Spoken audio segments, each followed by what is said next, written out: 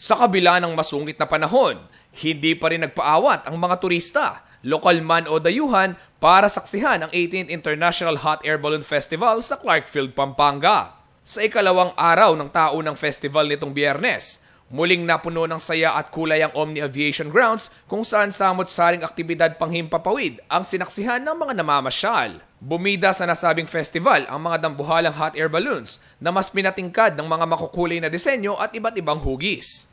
Nagkaroon rin ng paragliding at kite flying na talaga namang ikinatuwa ng mga manonood, matandaman o mga chikiting.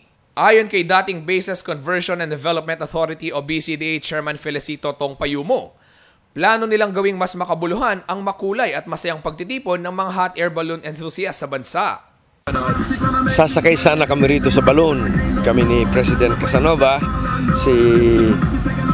at iba pang mga kasama. May camera sana and video. We would have wanted to survey the forest around Esitex and Clark because our purpose always is to do something meaningful, have a purpose for a festival like this. Paliwanag ni Payumo, mahalagang malaman rin ng mga ordinaryong mamamayan ang tunay na kalagayan ng mga kagubatan upang mas lalong mapangalagaan at maingatan.